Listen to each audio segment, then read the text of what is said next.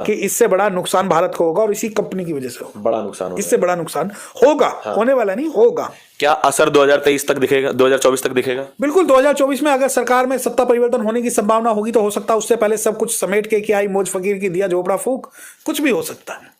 से ही हिल गया गौतम अडानी का पूरा साम्राज्य।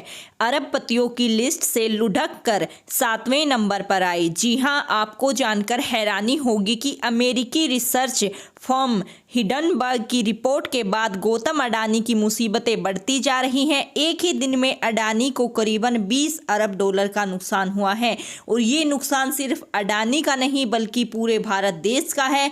किस प्रकार से आम जनता तक इसका इफेक्ट हो रहा है उसके बारे में भी हम बात करेंगे, क्योंकि जो पैसा आम जनता का बैंकों में है, कंपनियों में है, या फिर जैसे कि यहाँ पर LIC में है, सरकारी बैंक है, सभी डूब जाएंगे अगर डूबी अडानी की नैया। आम आदमी पर भी इसका सीधा असर पड़ेगा। जी हाँ, आप इसको इस तरीके से समझिए, आपका पैसा बैंक के पास है लेकिन बैंक का पैसा अडानी के पास है। अगर किसी स्थिति में ऐसा होता है कि बैंक डूब जाता है तो आप भी डूब जाएंगे उसके साथ ही। लेकिन चिंता की कोई बात नहीं है। जो मोदी सरकार इस अडानी अंबानी को 7वें आसमान पर लेकर जा रही है, उन्होंने कहा है कि 5 लाख रुपए तक मिलेंगे अगर किसी स्थिति में बैंक डूब जाता है।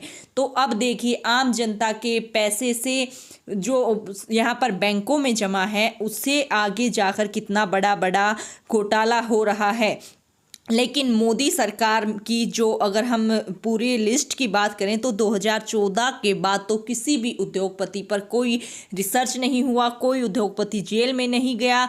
दिन दोगुनी रात चौगुनी ये जो तरक्की चल रही थी इस पर एकदम से ही प्रहार हुआ है। अब अडानी ग्रुप के जो शेयरों में लगातार दूसरे दिन भी भारी गिरावट देखने को मिली है और अडानी के चक्कर में डूब जाएंगे सारे सरकारी बैंक और LIC। अब इसका आम आदमी पर